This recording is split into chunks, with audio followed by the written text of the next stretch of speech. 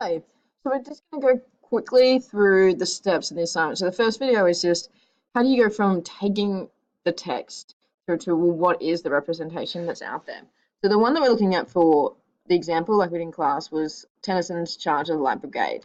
And it's as simple as just Googling it, Charge of the Light Brigade. It is quite long, but don't be scared of long text because then they actually give you a lot more to talk about.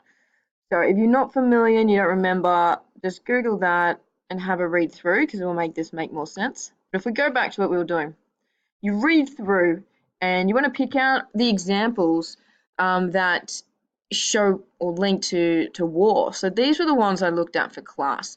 And what I also did was to put in what was shown in there.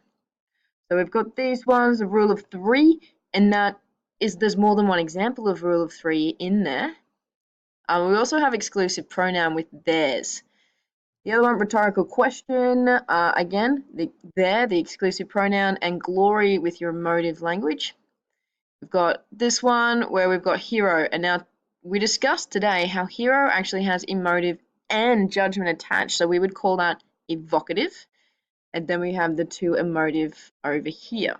So the next thing we're going to do is to look at what each of these examples we've chosen are telling us. So when I look at this one, I'm looking at the not making a reply, that's not to reason why, but I'm going to take this bit here and I'll highlight that because there's this part that relates to the duty of a soldier because they are to do and to die. That is their job. When we go over to this one, I'm definitely going to be taking that there, the glory, because that's a key emotive word, and glory relates to the glory of war and the heroism that comes with that. And again, here we've got the hero. So a key concept in here is hero, and then also we have honor and nobility. So to have honor. So these are the key things that it's showing me. So if I take this and we move to this next one, now this is the representation that I've got, but let's have a look at how we got there. So represents war as a duty of a soldier.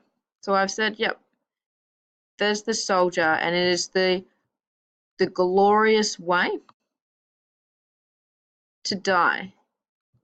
And now if you're a soldier, you are fighting for one's country. So what you want to be doing is you look at the key concepts that are coming out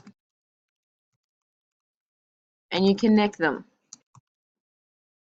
And this will create your representation. So that's the quick video for how to get to this spot here. If you have any questions, please don't hesitate to ask me, but please just go through those steps with your own text, and you can also apply this obviously to your next text for the assignment. Okay guys, so that is what is representation. Thanks very much.